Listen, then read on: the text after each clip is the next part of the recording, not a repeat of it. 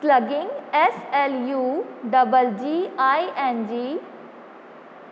slugging, slugging. इसमें लिखो a dry powder,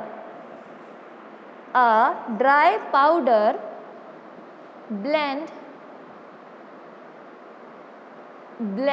B-L-E-N-D, blend, that cannot be directly compressed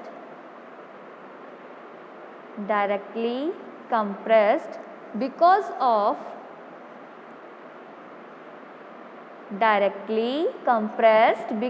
of poor flow or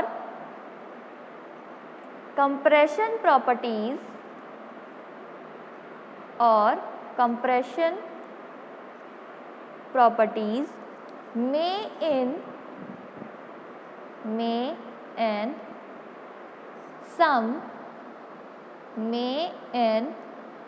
some instances be processed using a slugging operation, full stop. A dry powder blend that cannot be directly compressed because of poor flow or compression properties may in some instances be processed using a slugging operation. यानी कि क्या होता है, ये एक dry granulation का part है जिसमें हम क्या करते हैं, जो आपका ड्राई पाउडर है उसको ब्लेंड करते हैं, डायरेक्टली कंप्रेस्ड करते हैं. क्यों करते हैं? क्योंकि उसकी जो फ्लोएबिलिटी है वो पुअर है और जो कंप्रेशन प्रॉपर्टीज़ हैं वो उसकी पुअर है. उसको इंक्रीज करने के लिए हम स्लगिंग ऑपरेशन, स्लगिंग प्रोसेस करते हैं. नेक्स्ट लिखो, next point, materials of very low density require roller compaction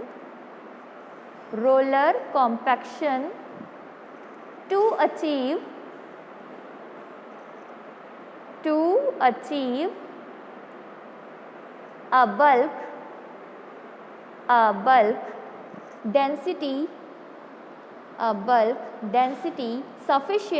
a bulk density sufficient to allow encapsulation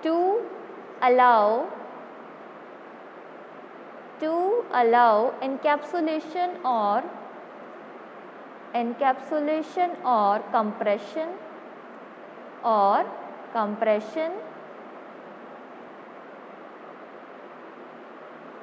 Materials of very low density require roller compaction to achieve a bulk density sufficient to allow encapsulation or compression. यानी कि वो materials जिनकी density बहुत ज़्यादा लो है तो हम क्या करते हैं, रोलर कॉम्पैक्शन की हेल्प से, एक आपका इक्विपमेंट होता है रोलर कॉम्पैक्शन, उसकी हेल्प से हम क्या करते हैं, स्लगिंग करते हैं, जिससे क्या होता है, जो आपका कंप्रेशन है वो सफिशिएंट हो सके. अब नेक्स्ट पॉइंट है, This is done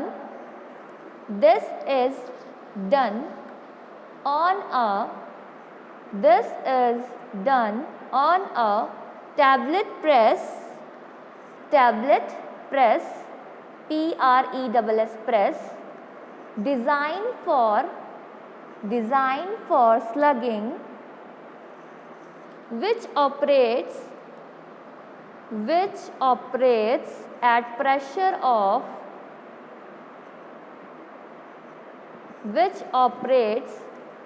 pressure of about 15 tons compared with a normal tablet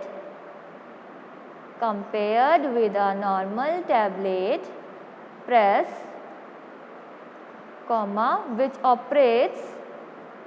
which operates at pressure of 4 tons or less,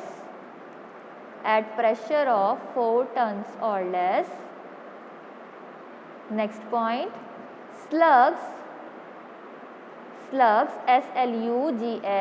slugs range in diameter,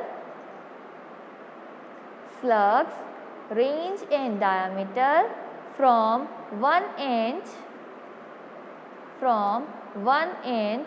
comma, for the more easily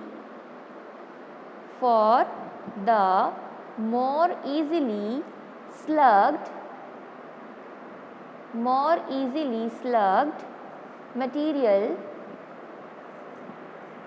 material, comma, to 3 by 4 inch in diameter for materials that are more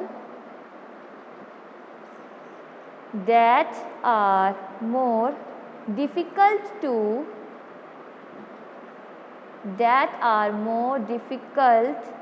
compress and require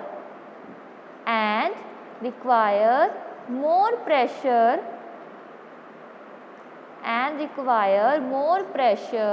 per unit area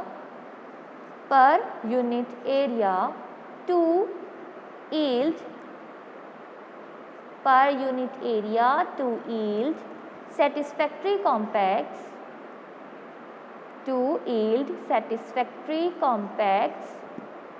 Last point, if an excessive amount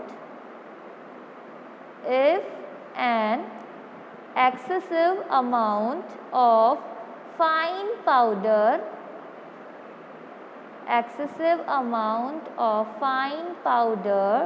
is generated during the milling operation,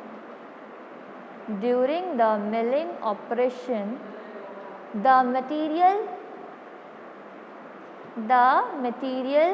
must be screened screened and fines recycled through the slugging operation.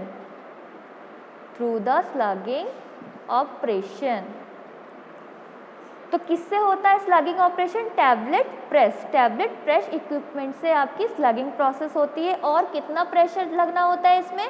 15 turns, यानी कि जितना आपका normal जो compression pressure होता है 4 turns या 4 से कम, उससे ज़्यादा आपका प्रेशर लगता है स्लगिंग प्रोसेस में। और डायामीटर कितना होना चाहिए? डायामीटर कितना 1 इंच का होना चाहिए। जो इजीली का स्लग्स बन जाते हैं जिन प्रोडक्ट के, उनका हमें डायामीटर कितना चाहिए होता है? 1 inch.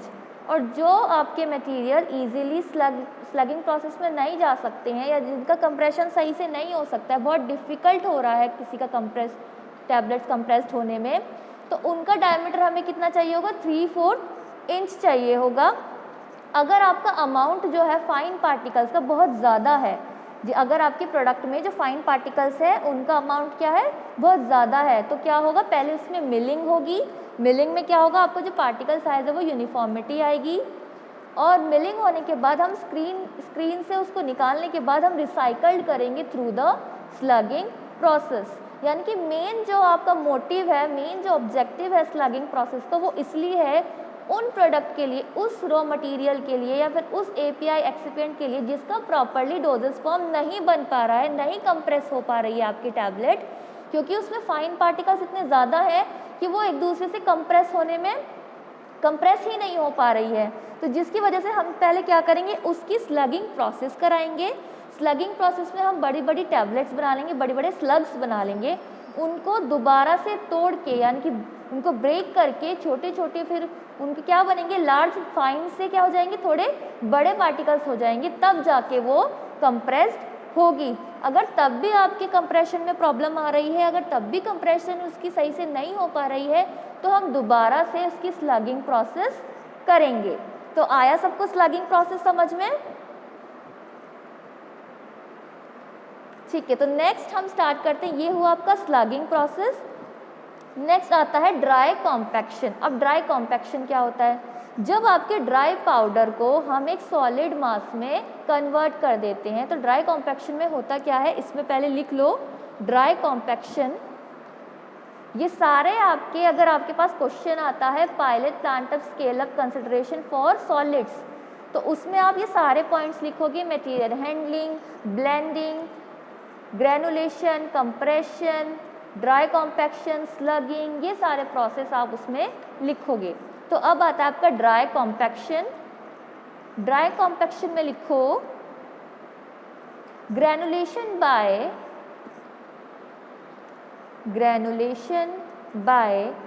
Dry compaction, granulation by dry compaction can also be achieved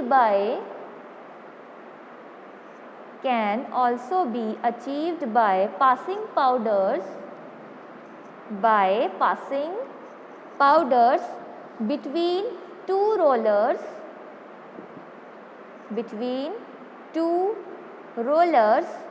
that compact the materials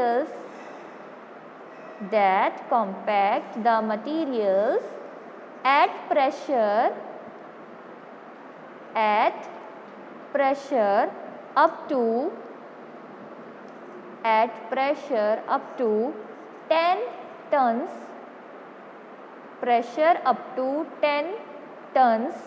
per linear inch.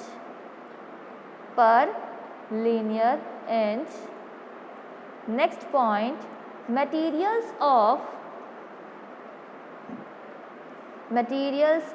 very low density require roller compaction to achieve a bulk density sufficient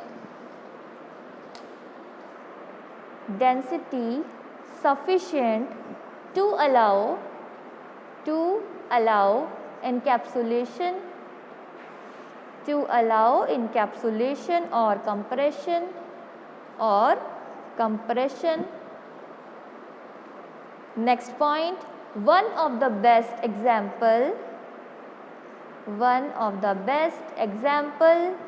of this process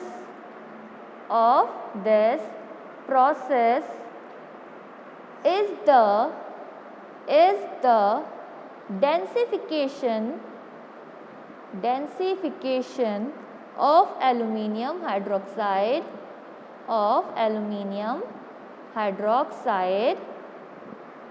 Next point, pilot plant personnel should determine whether the final drug blend or the active ingredient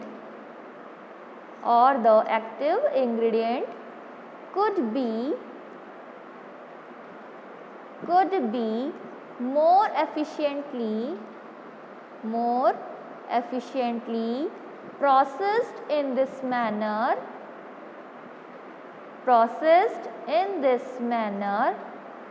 than by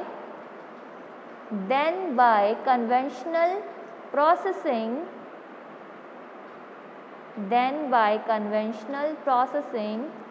in order to produce a granulation with the required tableting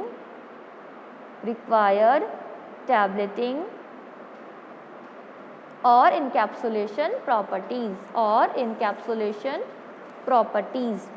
तो dry compaction में क्या होगा कि हम क्या करेंगे, जो आपका ड्राई कॉम्पैक्शन से ग्रैनुलेशन हो रहा है वो उस पर हम कितना प्रेशर लगाएंगे, 10 टन्स का प्रेशर रखेंगे।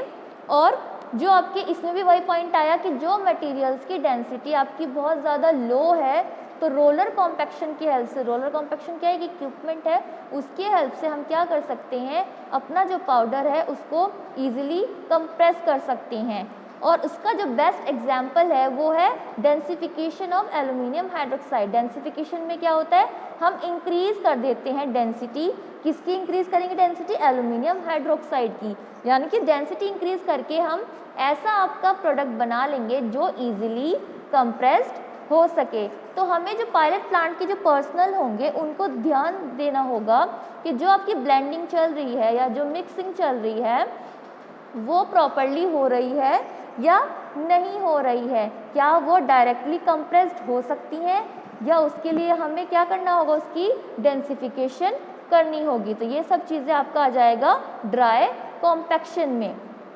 अब आपको मैं प्रेजेंट कर रही हूँ स्क्रीन, आप बताना आपको शो होगी इक्विपमेंट्स या नहीं।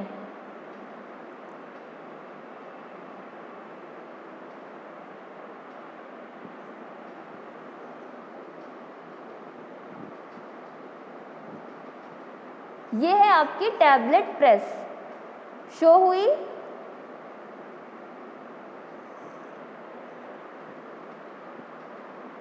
हर्ष, वासिफ, ये है आपकी टैबलेट प्रेस जिसमें आपका स्लगिंग प्रोसेस होता है। तो ऊपर आप देख रहे हो ये पंचेस लगे हुए हैं, दिख रहे हैं आपको। ये पुराना मॉडल है आपका टैबलेट प्रेस का,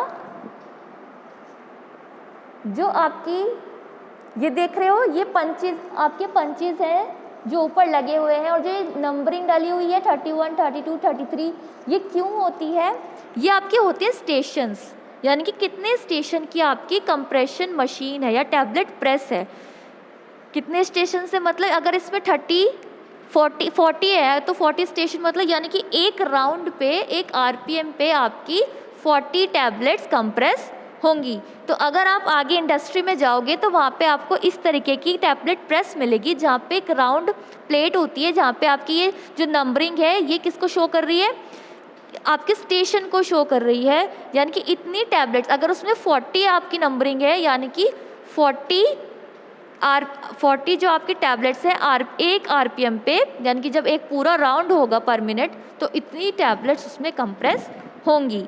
अब पंचेस और डाइज कैसी होती हैं, ये आपके होते हैं पंचेस, जो ये आपके लॉन्ग है, इलोंगेटेड है, ये तो आपके हैं पंचेस, और जो ये बीच में राउंडेड शेप में है ये होती हैं डाइज।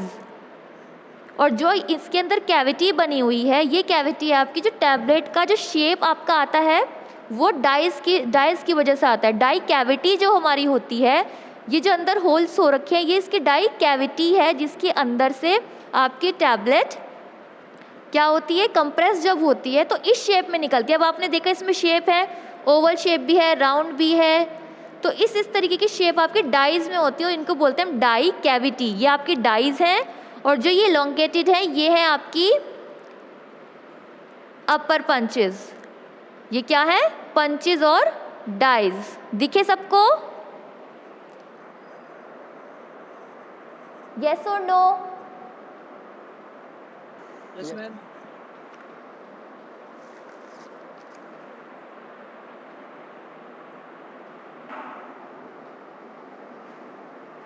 और ये है आपका रोलर कॉम्पैक्शन। रोलर कॉम्पैक्शन, इसमें कितने रोलर्स लगे हुए हैं, 2 रोलर्स लगे हुए हैं। ऊपर से आपका पाउडर पास होता है और नीचे क्या हो रही है, मिलिंग या सीविंग हो रही है, यानी कि जो आपका पार्टिकल साइज है उसको यूनिफॉर्म करने के लिए, ताकि प्रॉपर आपका पार्टिकल जो है यूनिफॉर्म हो सके, उसके लिए हम क्या करते हैं, ड्राई ग्रैनुलेशन में रोलर कॉम्पैक्शन का यूज़ करते हैं। ये आपके 2 रोलर्स हैं जिनके बीच में आपके जो पार्टिकल्स हैं वो छोटे होकर के एक यूनिफॉर्म साइज में आते हैं, और नीचे सीव लगी होती है जिससे जितने भी साइज का, जितना भी पार्टिकल साइज का आपको पार्टिकल चाहिए वो आप इजीली ले सकते हो।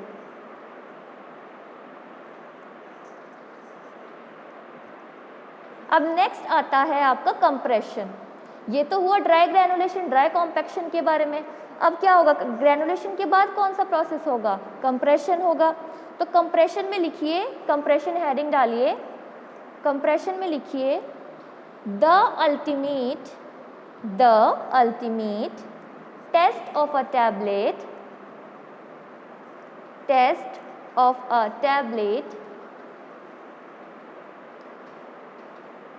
formulation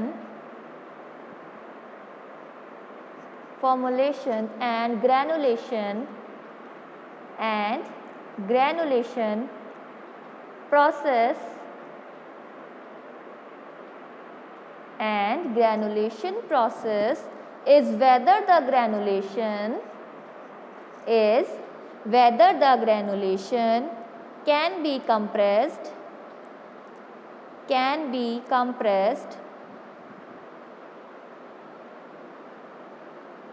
on a high speed tablet press.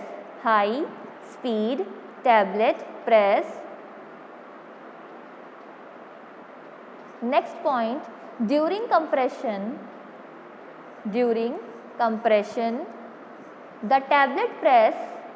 the tablet press performs the following functions.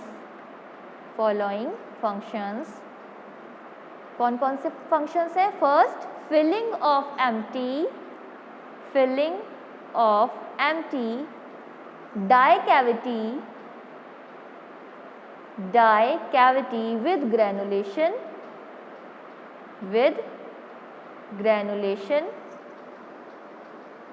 Next है pre-compression of granulation.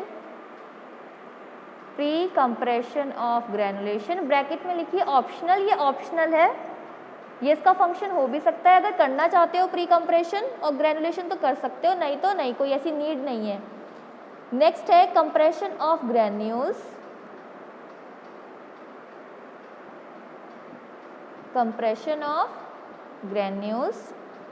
नेक्स्ट है ejection of the tablet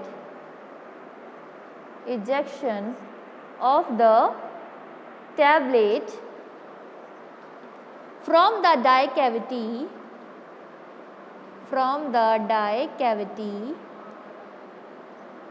and take off compressed tablet. Ejection of the tablet from the die cavity and take off of compressed tablet. अब compression में हम क्या करेंगे, जो आपकी tablet press है वो कैसे चलनी चाहिए, हाई स्पीड पे चलनी चाहिए। और क्या क्या फंक्शंस होते हैं टैबलेट प्रेस के कंप्रेशन के टाइम पे। फर्स्ट होता है filling of empty die cavity with granulation. मैंने आपको डाई कैविटीज दिखाई थी, तो डाई कैविटी के अंदर ही तो आपकी टैबलेट फिल होगी। जो आपका पाउडर है वो किस में फिल होगा, वो फिल होगा आपकी डाई कैविटी में, तभी तो आपकी टैबलेट बन पाएगी, कंप्रेस हो पाएगी। तो हमें क्या क्या जो फंक्शंस है, क्या क्या फंक्शंस हैं टैबलेट प्रेस के, filling of empty die cavity with granulation, यानी कि जो ग्रैन्यूल्स है उनको फिल करना किसमें, एम्प्टी डाई कैविटी में। प्री कंप्रेशन ऑफ ग्रैनुलेशन ये है आपकी स्लगिंग के लिए। अगर उस प्रोडक्ट की प्रॉपर कंप्रेस नहीं हो सकती है वो टैबलेट्स, अगर उसकी स्लगिंग करनी है तो करेंगे, अगर नहीं, अगर वो हो पा रही है इजीली कंप्रेस तो उसकी स्लगिंग क्यों करेंगे हम, तो उसमें इसलिए ये ऑप्शनल है। थर्ड आता है कंप्रेशन ऑफ ग्रैन्यूल्स, यही वो जो कंप्रेशन वाला पार्ट है वो। लास्ट आपका आता है जब आपकी टैबलेट्स बन जाती हैं तब क्या होता है, इजेक्शन, यानी कि हम टैबलेट्स को डाई कैविटी से निकालते हैं, टेक ऑफ कर देते हैं कंप्रेस टैबलेट्स की। तो ये आपका काम किसका हुआ, टैबलेट प्रेस का। अब हम करते क्या है कंप्रेशन में, हम प्रोलॉन्ग ट्रायल्स लेते रहते हैं। क्या लेते रहते हैं, प्रोलॉन्ग लंबे लंबे ट्रायल्स लेते रहते हैं। और ट्रायल्स हम क्यों लेते हैं कि जो हमारा प्रोडक्शन है वो नॉर्मल हो सके, इसलिए हम आपके ट्रायल्स बीच में लेते रहते हैं ताकि जो आपका प्रोडक्शन हो रहा है वो प्रॉपर हो रहा है या नहीं हो रहा है। तो हम इसलिए कंप्रेशन के टाइम पे ट्रायल्स लेते रहते हैं। और क्या होता है, कभी कभी क्या होता है, आपके जो प्रॉब्लम्स आने लगती है, कुछ डिफेक्ट्स आने लगती है। मैंने आपको पहले भी डिफेक्ट्स के बारे में बताया था, जैसे कि कैपिंग, स्टिकिंग, ये सब आने लगती है। अगर प्रॉपरली कंप्रेस नहीं हो रही है आपकी टैबलेट तो क्या आ सकता है, स्टिकिंग आ सकती है, कैपिंग आ सकती है, वेट वेरिएशन हो सकता है, टैबलेट की हार्डनेस जा सकती है। तो उसके लिए मैं आपको दिखा देती हूँ कि कैपिंग और स्टिकिंग दिखती कैसी है, तो आपको ज़्यादा अच्छे से समझ में आएगा।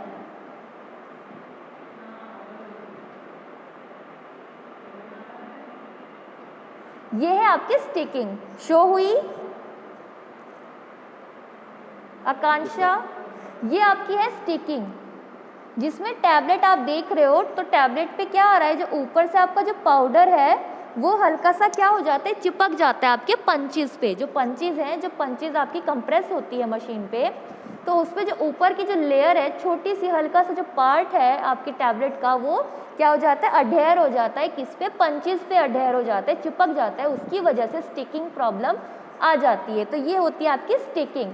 अगर इस तरीके से आपकी टैबलेट आ रही है यानी कि उसमें डिफेक्ट आ रहा है, तो ये अगर ये हुआ आपका स्टिकिंग। और कैपिंग कैसी होती है, कैपिंग होता है जब आपकी ऊपर वाली जो लेयर है पूरी टैबलेट की, पूरी ऊपर से जो टैबलेट की लेयर है वो अलग हो जाना इज कैपिंग। और लैमिनेशन में क्या होगा, एक से ज़्यादा अगर आपका ब्रेक हो रही है टैबलेट की लेयर्स तो वो होगा लैमिनेशन। ये है आपकी कैपिंग। अब तो कभी नहीं भूलोगे कैपिंग और स्टिकिंग। Piyush, yes ma'am. दिख रहा है? Yes ma'am. ओके, क्या समझ में आया, कैपिंग और स्टिकिंग में क्या डिफरेंस हुआ? मैम कैपिंग में सिंगल लेयर होती है और लेमिनेशन में एक से ज़्यादा। और स्टिकिंग में क्या होता है? स्टिंग में मैम जब वो ग्रेन्यूल्स उस जगह पे जमा हो जाते हैं सॉलिडिफाइड। स्टिकिंग में क्या होता है, जो आपकी टैबलेट जब आपकी कंप्रेस हो रही होती है, कंप्रेशन के टाइम पे जो ऊपर से आपका हल्का सा जो पाउडर है वो चिपक जाता है पंचेस पे, और पंचेस पे चिपकने के बाद कैसा आपका टैबलेट शो होती है, इस तरीके की टैबलेट आपकी बनती है, यानी कि ऊपर की जो पाउडर है वो हल्का सा टूट जाता है क्योंकि वो तो अडहेयर हो चुका है पंचेस पे। तो ये आपके डिफेक्ट्स आ जाते हैं किसमें, अगर आपका कंप्रेशन प्रॉपरली नहीं हो रहा है तब। अब आप लिखो next, following are the parameters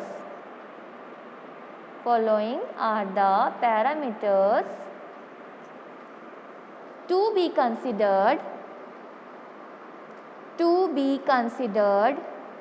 while choosing following are the parameters to be considered while choosing speed of press। Choosing speed of press, कौन कौन से पैरामीटर्स है जो हमें कंसिडर करने पड़ेंगे कि उसकी स्पीड कैसी चल रही है। तो उसकी टाइम पे हम क्या देखेंगे, फर्स्ट देखेंगे granulation feed rate, granulation feed rate, granulation feed rate. Next है delivery system, delivery system should not change the delivery system should not change the particle size distribution, particle size distribution। next है system should not cause segregation of, system should not cause segregation of, segregation segregation segregation of coarse and fine particles, coarse and fine particles। next the dye feed system,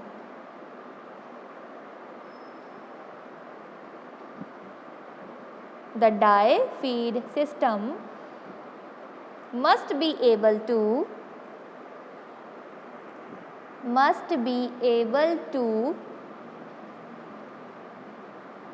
fill the die cavities adequately in the short period of time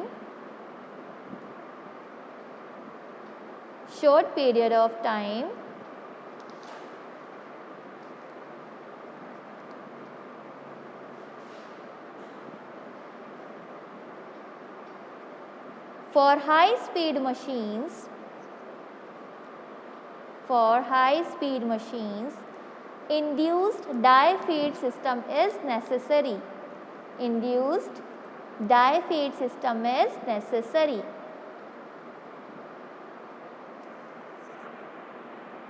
तो हमें देखना पड़ेगा क्या कौन कौन से parameters हमें देखने पड़ेंगे।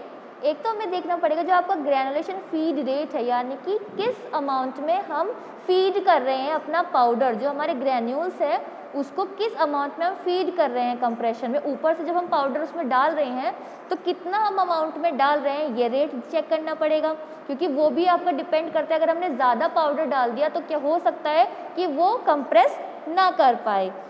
नेक्स्ट हम देखेंगे आपका डिलीवरी सिस्टम कैसा है। ऐसा तो नहीं डिलीवरी सिस्टम है कि जो हमने डिलीवर्ड किया है वो इस तरीके से तो नहीं किया कि उसका जो पार्टिकल साइज़ है उसका डिस्ट्रीब्यूशन हो गया है, जो पार्टिकल साइज़ है वो चेंज ना हो जाए, पार्टिकल साइज़ क्या हो, बड़ा ना हो जाए, छोटा ना हो जाए। इस तरीके का डिलीवरी सिस्टम तो नहीं हो रहा है, क्योंकि कभी कभी क्या होता है आपके ग्रेनुलेशन अगर आपका प्रॉपर नहीं हो पाया है तो अगर वेट आपके ग्रेन्यूल्स रह गए हैं तो अगर हमने जल्दी अगर पाउडर ऐड किया तो उससे क्या हो सकता है जो आपके ग्रेन्यूल्स है वो बड़े साइज़ में हो जाते हैं, जिसकी वजह से आपका पार्टिकल साइज डिस्ट्रीब्यूशन चेंज हो जाता है।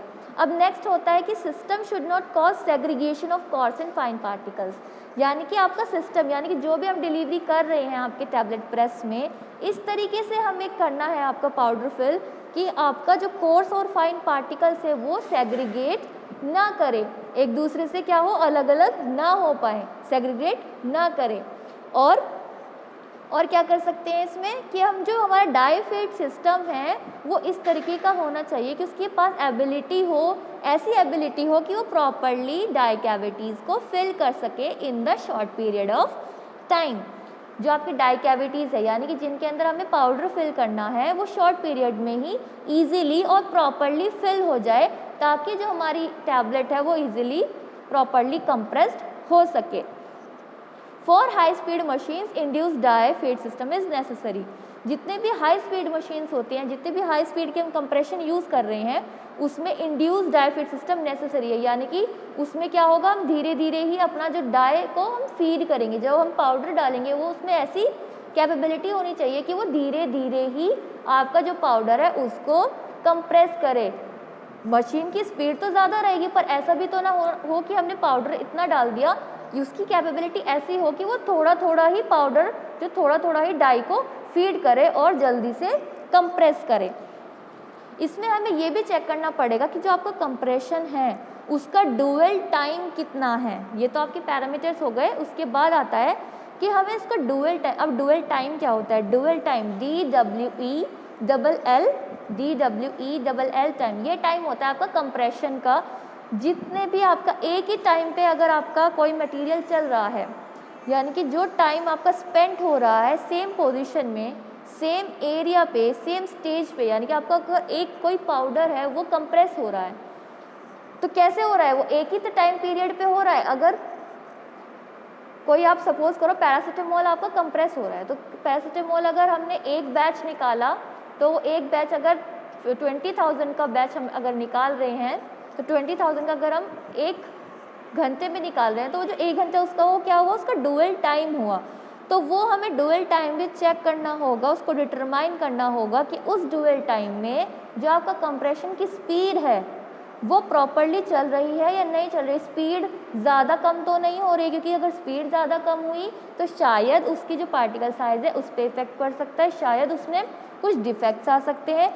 तो प्रॉपर हमें चेक करना होगा कि जो स्पीड है वो प्रॉपर चल रही है या नहीं चल रही है, प्रेस जो रोटेट हो रहा है वो प्रॉपरली हो रहा है या नहीं हो रहा है। तो ये सब चीज़ें हम चेक करेंगे। और क्या देखेंगे कंप्रेशन में? अगर आपके ज़्यादा स्पीड रखने से या ज़्यादा अगर आपकी स्पीड रखी और उसकी वजह से क्या हो गया कि कैपिंग आने लगी, कैपिंग मैंने अभी आपको दिखाई है कौन सा डिफेक्ट है, जिसमें आपकी ऊपर की लेयर अलग हो जाती है।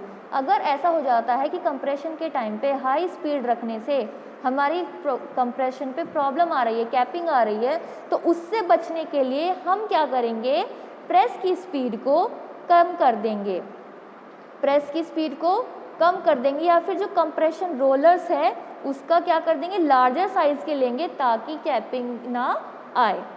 तो ये आपका हुआ कंप्रेशन। फिर आपका आता है टैबलेट कोटिंग, क्योंकि अब कंप्रेशन के बाद अगर आपकी कोटेड टैबलेट्स है, अगर अनकोटेड है तो वो तो सीधा पैकिंग में जाएगी, बट अगर कोटेड टैबलेट्स है तो कोटिंग टैबलेट्स का भी हमें पायलट प्लांट स्केल अप देखना पड़ेगा।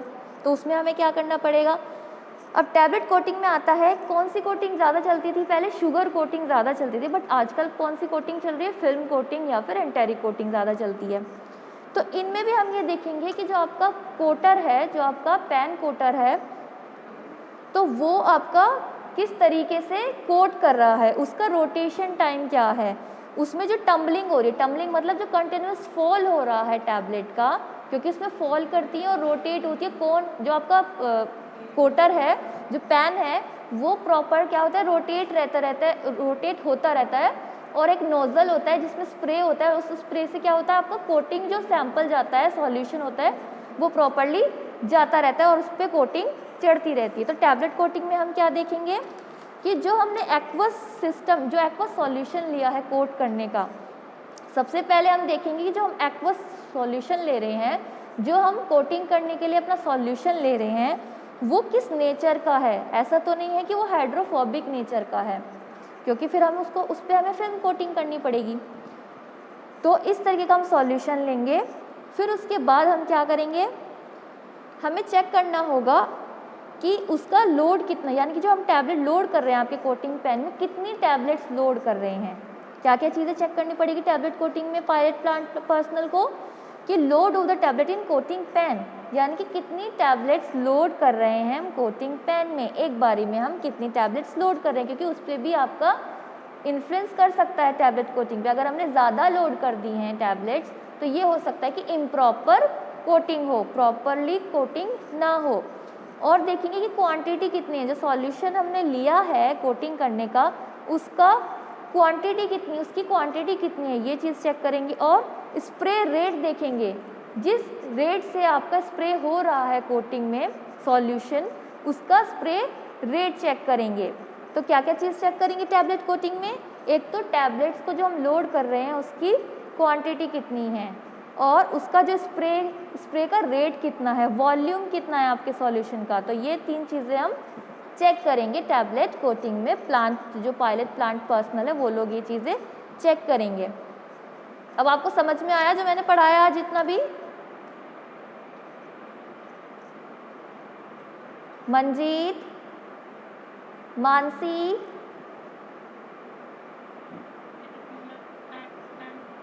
हर्ष,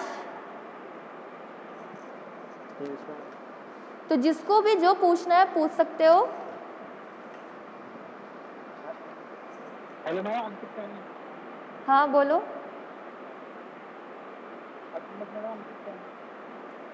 तुम अटेंडेंस के लिए आए हो क्या? अभी अटेंडेंस अभी हुई नहीं है तो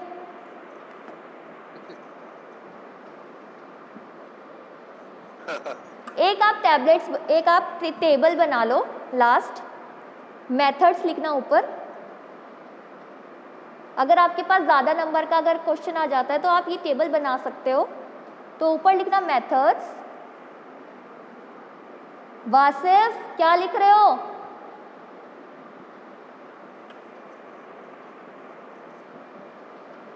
मेथड्स, उसमें आप 3 कॉलम बनाओगे। उत्कर्ष तुम्हें बड़ी हंसी आ रही है और ये हंसी के लिए तुम माइक ऑन कर रहे हो। अभी मैं क्वेश्चन पूछ लूंगी तब तुम्हारा माइक नहीं ऑन होगा। मेथड्स में आप 3 कॉलम बनाओगे। फर्स्ट में कॉलम में लिखोगे ड्राई ब्लेंडिंग, सेकंड कॉलम में लिखोगे वेट ग्रेनुलेशन और थर्ड कॉलम में लिखोगे ड्राई ग्रेनुलेशन। टेबल बनाई, 3 कॉलम बनाए। फर्स्ट में लिखा ड्राई ब्लेंडिंग, सेकंड में लिखा वेट ग्रेनुलेशन और थर्ड में लिखा ड्राई ग्रेनुलेशन। ब्लेंडिंग का मतलब होता है मिक्सिंग करना। अगर तुम्हें आगे कभी कोई पूछ ले कि ब्लेंडिंग होती क्या है, तो ब्लेंडिंग में होता है मिक्सिंग।